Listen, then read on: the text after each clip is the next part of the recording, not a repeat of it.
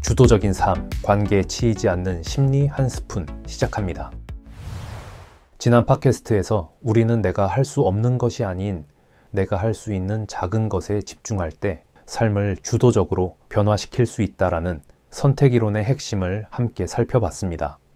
그런데 막상 일상으로 돌아가면 내가 선택하고 변화하기보다 누군가에게 휘둘리는 듯한 기분이 들 때가 많습니다. 왜 그럴까요? 오늘은 그 이유, 외부 통제라는 주제를 함께 들여다보겠습니다. 외부 통제 습관이란 우리가 살아온 대부분의 삶 동안 자연스럽게 익혀온 생활 태도입니다. 서로가 서로를 판단하고 통제하려 드는 태도죠. 내가 옳다. 너는 이렇게 해야 한다. 저렇게 해야 한다. 그건 틀렸고 이건 맞다. 이런 식으로 상대방을 내 기준으로 변화시키려는 사고방식입니다. 그런데 왜 이런 태도가 우리 삶에 이렇게 깊숙이 자리 잡았을까요? 그 배경에는 과거의 심리학 이론들이 있습니다. 전통 심리학에서는 인간을 스스로 선택하는 존재로 보기보다 환경이나 외부 자극에 의해 반응하는 존재로 보았습니다. 예를 들어 파블로프의 조건반사 실험은 인간도 외부 자극에 자동으로 반응한다고 설명했죠. 이런 시각은 부모나 교사, 조직의 리더들에게 사람은 통제해야 한다라는 믿음을 더욱 강화시켰습니다. 그렇다면 외부 통제는 우리 일상에서 어떻게 나타날까요? 크게 두 가지 성향으로 볼 수 있습니다. 첫 번째는 직설적이고 강한 스타일입니다. 이런 유형의 사람들은 자신이 느낀 대로 상대에게 바로 표현합니다. 왜 그렇게 해? 그렇게 하면 안 돼 하고 순간적으로 판단해버리고 내가 시키는 대로 해. 이렇게 강하게 외부 통제를 드러냅니다. 두 번째는 간접적이고 수동적인 스타일입니다.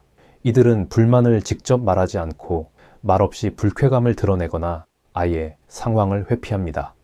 그러면서 은근히 상대가 달라지기를 기대하죠. 스타일은 다르지만 결국 두 유형 모두 나의 판단과 기대에 따라 상대가 바뀌기를 바라는 마음에서 비롯됩니다. 그게 바로 외부 통제입니다. 게다가 외부 통제는 성격, 성향 외에도 매우 다양한 형태로 나타납니다. 가장 흔한 것은 너를 위해서 하는 말이야 라는 포장입니다.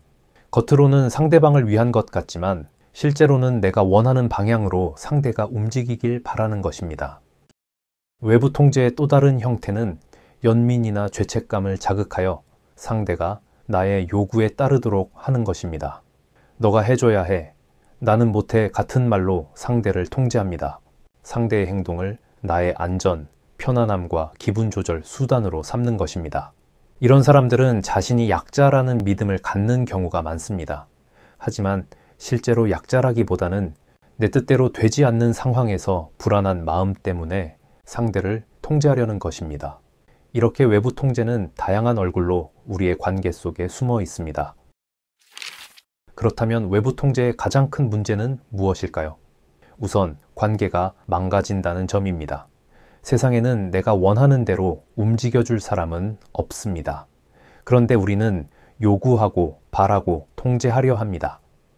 그럴수록 상대는 저항하거나 거리를 두게 됩니다. 그 누구도 타인의 통제를 원하지 않으니까요. 그리고 더 깊은 문제는 외부 통제를 많이 하는 사람일수록 자기 삶의 통제력도 잃어가게 된다는 점입니다. 왜냐하면 자신의 감정과 만족감이 상대의 반응에 좌우되기 때문입니다. 상대가 이렇게 해줘야 나는 괜찮고 저렇게 하면 나는 괴롭다고 생각하는 순간부터 나는 내 삶의 주도권을 상대에게 넘겨주게 됩니다. 결국 외부 통제는 상대방의 자유도 갉아먹고 내 자유도 갉아먹는 독이 됩니다. 처음에는 내 뜻이 관철될 것 같지만 시간이 지날수록 관계는 멀어지고 나 자신도 더 큰 무력감에 빠지게 됩니다. 그러면 어떻게 해야 할까요? 선택이론은 말합니다. 외부 통제를 멈추고 내가 지금 할 수 있는 작은 변화와 선택에 집중하라. 타인을 바꾸려 하기보다 내가 할 수 있는 것을 선택하는 순간부터 건강한 관계, 건강한 삶이 시작됩니다. 자, 우리는 살아가면서 많은 순간 판단의 손가락질을 해왔습니다. 문제나 갈등을 해결하기 위해서라고 하면서 그 손가락 끝을 누구를 향하고 있었나요? 그 손가락 끝이 남을 향하고 있다면 그것이 바로 외부 통제입니다.